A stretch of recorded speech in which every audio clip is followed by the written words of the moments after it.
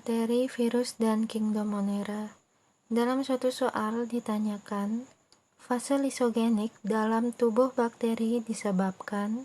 Untuk menjawab soal, mari kita simak penjelasan berikut ini.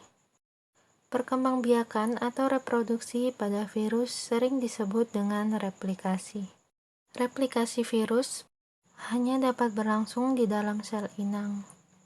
Siklus hidup virus dapat dibedakan menjadi siklus litik dan siklus lisogenik. Siklus lisogenik merupakan siklus replikasi virus tanpa menghancurkan sel inang. Adapun tahapan dari siklus lisogenik sebagai berikut. Yang pertama, fase adsorpsi dan injeksi, yaitu saat virus menempel pada permukaan sel inang dengan reseptor protein tertentu. Kemudian menggunakan lisozim untuk menghancurkan membran sel.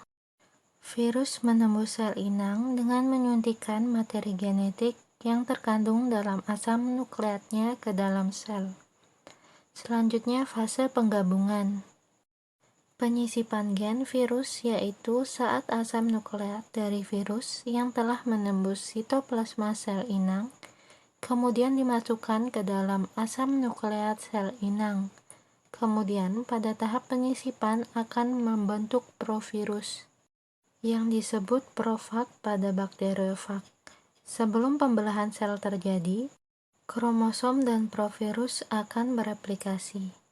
Selanjutnya fase pembelahan. Pada fase ini, jika bakteri membelah diri, profag akan ikut membelah, sehingga jika bakteri menghasilkan dua sel anak, masing-masing sel anakan bakteri juga akan mengandung profag.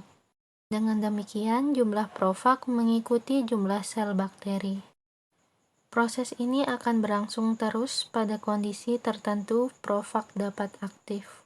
Dalam kondisi lingkungan tertentu, profag dapat menjadi aktif dan daur lisogenik dapat berakhir menjadi daur litik. Dalam kondisi ini, profag akan memasuki tahap sintesis, perakitan, dan lisis sama seperti daur litik. Jadi, fase lisogenik dalam tubuh bakteri disebabkan karena profag tidak aktif. Hal ini dikarenakan dalam kondisi lingkungan tertentu, profag dapat menjadi aktif dan daur lisogenik dapat berakhir menjadi daur litik. Jawaban terdapat pada opsi A.